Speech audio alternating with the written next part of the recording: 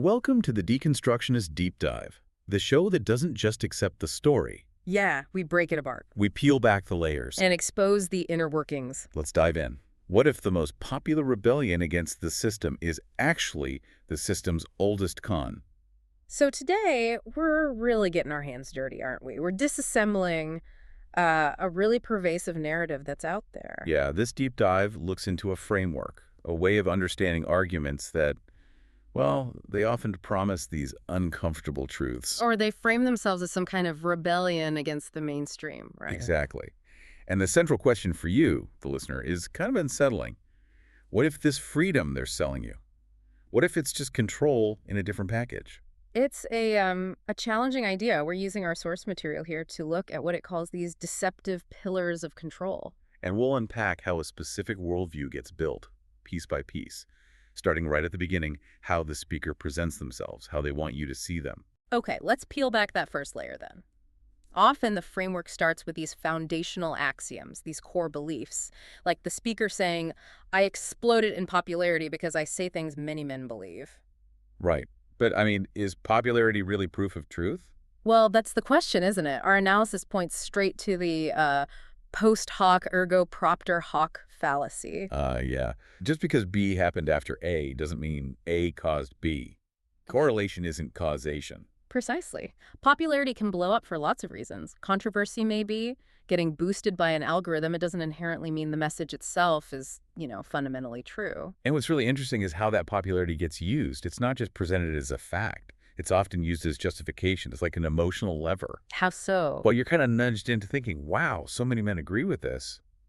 It must be right. It has to be valid. Okay, yeah, I see that. And then right alongside that, Yeah. you often hear this other claim. My content is consistently taken out of context by a tyrannical opposition. Ah, the classic victim narrative. Instantly. It frames the speaker not just as someone telling truths, but as someone being attacked for it, a persecuted figure. Right, and our sources call this the start of a fractal defense mechanism. It's like a repeating pattern. Explain that a bit more. Fractal. Think of a snowflake, right?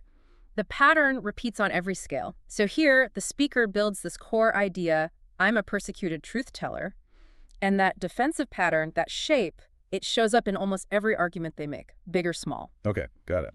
And a really central piece of this identity is defending traditional masculinity, the protect and provide model. Which is always presented as being under attack or labeled toxic. Exactly. And framing it that way makes the speaker's defense seem not just like okay, but absolutely necessary, a righteous fight. It's a very potent emotional hook.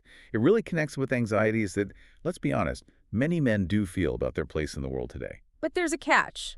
Our sources highlight that while it taps into those anxieties, it also traps men in this really narrow definition of masculinity, often a very specific Euro-American patriarchal version. Right. It ignores the huge diversity of what masculinity can mean and has meant across different cultures and times. Yeah, it kind of shuts down the conversation about broader perspectives, about maybe more liberating ways to be a man. It's less about freedom, more about fitting into a very specific box. Defining rather than liberating, like you said. Yeah. And that focus on control, on narrow definitions, it really ramps up when we get to relationships. Yes. This is where the analysis digs into what it calls the architecture of control, and it flags some really serious vulnerabilities here. Okay, let's pull on that thread. One really stark example is the idea, often floated, that a woman in marriage is the property of her husband, and they'll say it's biblically justified. Oof. Yeah, the source material doesn't pull punches on that one. Calls it a critical vulnerability. Basically, a foundational misogynistic idea. And the justification is just an appeal to tradition, a logical fallacy. Right.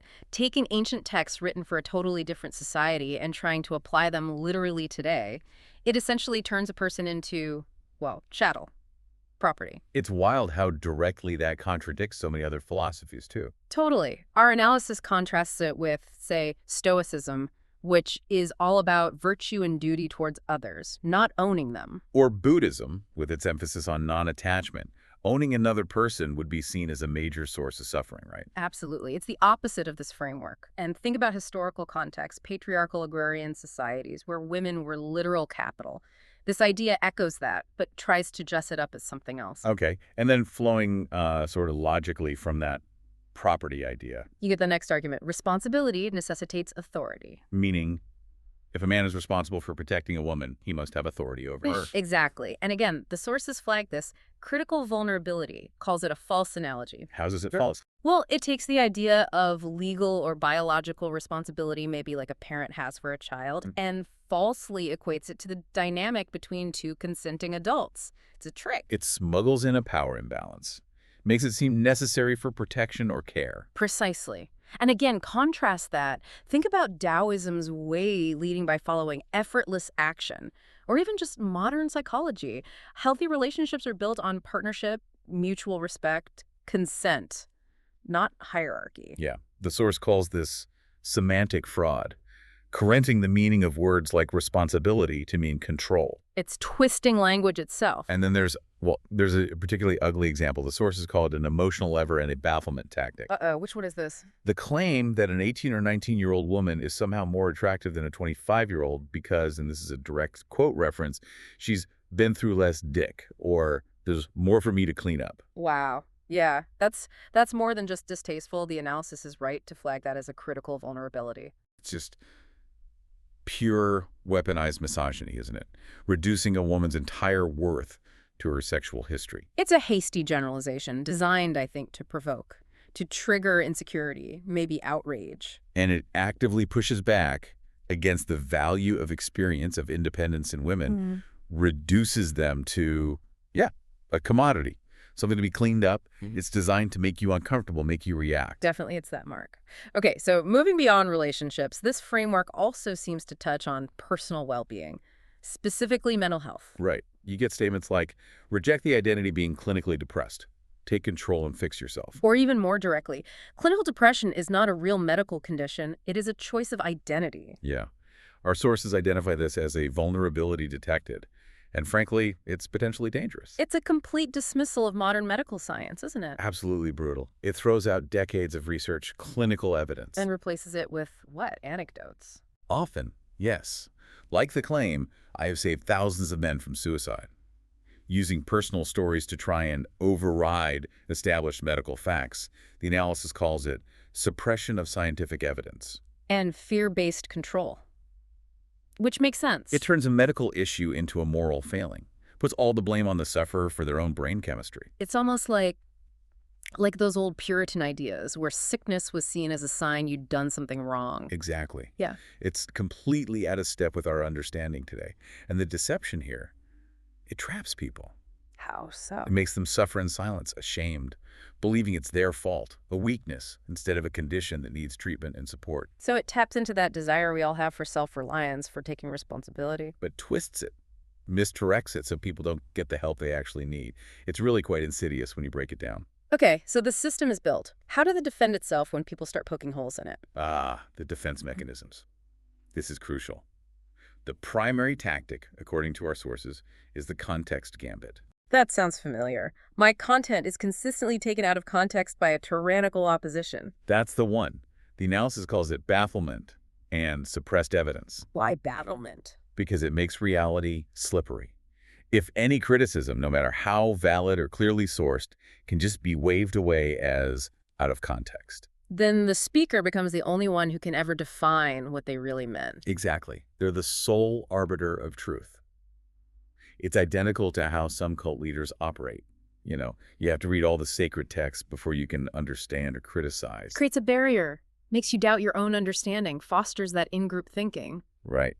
Your own eyes and ears aren't reliable anymore. Only the leader's interpretation matters. What else? What other defenses are there? Another classic, moral equivalence, or, the two-quote fallacy. What about ism? Precisely. But what about this other bad thing over here? But what about Lil Nas X twerking on the devil? Or what about drill rap, promoting knife crime, trying to deflect from the issue at hand by pointing fingers elsewhere? And it works, doesn't it? It paralyzes critical thinking. It just overwhelms you with comparisons, often irrelevant ones. Yeah, you get lost in this maze of false equivalences and never actually get back to evaluating the original point on its own merits. Keeps you chasing your tail. Then there's the argument from silence, especially regarding accusations. Like, I have no negative relationship with women. No women have come forward to accuse me of anything. Which just completely ignores the power dynamics. ignores the potential trauma that keeps people silent. The old absence of evidence is not evidence of absence problem. Exactly. It's a convenient silence they exploit. Okay, one more. The tactical concession. This one's subtle. Give me an example. Statements like, okay, maybe I could have phrased that better, or with great fame comes great responsibility in how you say things. So it sounds like they're taking responsibility. It sounds like it, but our analysis calls it deceptive honesty.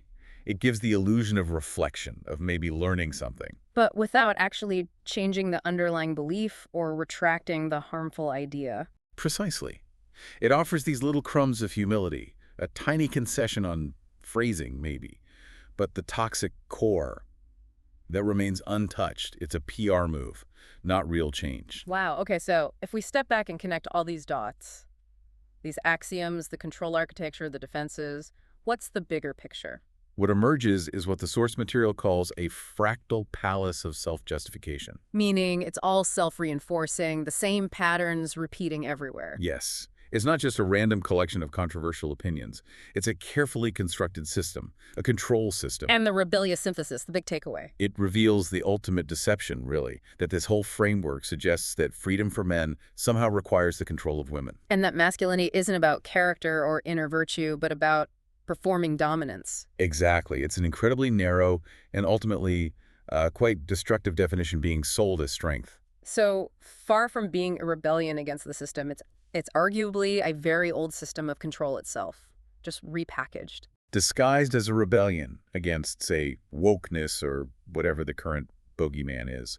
But underneath, it replaces the messy, beautiful complexity of human connection With the simple, brutal logic of ownership, hierarchy, control. It doesn't free men from anything. If anything, it tries to recruit them as guards in a bigger prison, one that ultimately confines everyone, including themselves. So the goal of this deep dive, then, was to give you the schematics, to show you the blueprint of that prison. Yeah, so you can see the bars aren't made of steel, they're made of fear, manufactured resentment, language twisted and corrupted. Powerful stuff to think about. And that's our deep dive for this week. Remember, the most dangerous illusion is the one you don't know you're in. But now you know. So here's our question for you. What is the one idea you've held on to that you're finally ready to put on the chopping block? Let us know in the comments. Question the narrative. Deconstruct the dogma. See the system. We'll see you next time. Stay skeptical.